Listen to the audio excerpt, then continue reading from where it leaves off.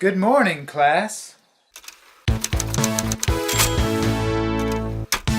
So, you want to follow in the footsteps of your favorite YouTuber / internet personality, but you're not exactly sure what kind of equipment and things you need to get started. Well, you're in the right place. Today, I want to walk you through the equipment I used when I first got started making videos all the way through the various upgrades and such to my current, that's redundant, setup. Of course, the beauty of YouTube in general is that you can pretty much do it however you want to, you just gotta try it, but this is a decent starting line upon which you can build and adapt and do your own thing. When I first started, in a phase that I like to call the glory days, I simply used the webcam built into a laptop that my parents gave me when I graduated from high school. Of course, that resulted in majorly subpar video and audio quality, which is why my first few videos looked like this. Keep it fresh.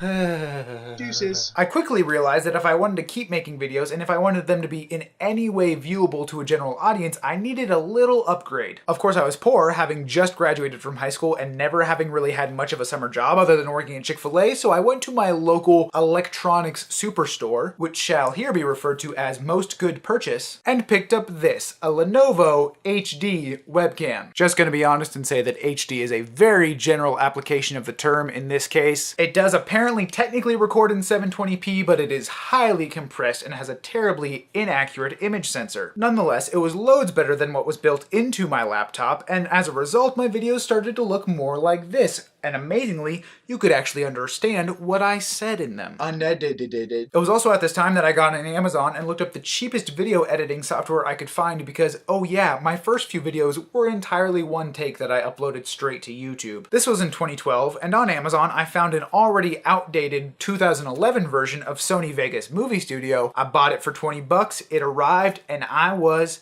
in business. The astonishing thing is, this is how I continued to make videos for 3-ish years. It was Christmas of 2015 before I next upgraded. Actually, that's not entirely true. As a part of school, I started getting Adobe Creative Cloud, so I started using Premiere for editing, but the video quality itself still came from that really terrible webcam. Except when I would borrow one of my friend's cameras or one of the school's cameras and use that for a video, but I didn't do that all that often, even though I probably should have. Anyway, it was in November or December of 2015 when I had saved up quite a bit of money from my on-campus jobs, and I was really committed to this YouTube thing, and I finally decided it was time to plunk down the approximately $1,000 for a camera. Now, the fact of the matter is that just about any modern DSLR or mirrorless camera will be sufficient for YouTube video means. It's just a matter of kind of being very nitpicky about the specific features, but the camera I bought is the Sony a6000, which is now technically outdated by like the a6300, but it's still a fantastic camera and I love the picture quality that it gives. Along with the Sony a6000, I decided it was about time that I should actually get some decent sounding audio, so I bought a Zoom H4n portable audio recorder. The great thing about this is that not only does it include XLR input, so theoretically when I buy a really nice mic, I can continue to use it with this recorder. It also includes an XY stereo microphone pair that gives remarkably good audio quality. I mean, given the fact that I'm simply in my bedroom with hard walls and just carpet and a bed for sound dampening, there's not a lot of reverb in that sort of thing. If we're gonna get technical, I wish it were a bit more directional than it is kind of broad and stereo, but that's fine, and it gives a nice back and forth when I do things like this in my videos. Hopefully you can hear the audio going left to right. Otherwise, I just looked like an idiot, like normal. As far as monitoring, so I can see what I'm actually recording, I used to just put a mirror behind my camera because the Sony cameras don't have the flip-out screen that some of the Canons and Nikons do. One thing to consider when you're purchasing a camera, because honestly, you probably don't want to have to use a mirror like I did, but then I bought an HDMI cord that runs from my camera all the way to a TV that's sitting in my bedroom so that I can see myself at least out of the corner of my eye. And that, as they say, is that. Realistically, I've probably invested about $1,500 in equipment for this whole dealio, and that's the top side. I wouldn't be surprised if it were a little lower than that. And sure, that's a lot of money, but for a hobby, there are people who spend way more money on way less, in my mind, interesting things. So I am not ashamed. Maybe I'm a little ashamed, but not very ashamed. But I also want this to be my job eventually, so there's really no reason to be ashamed at all. Be proud and bold of yourselves.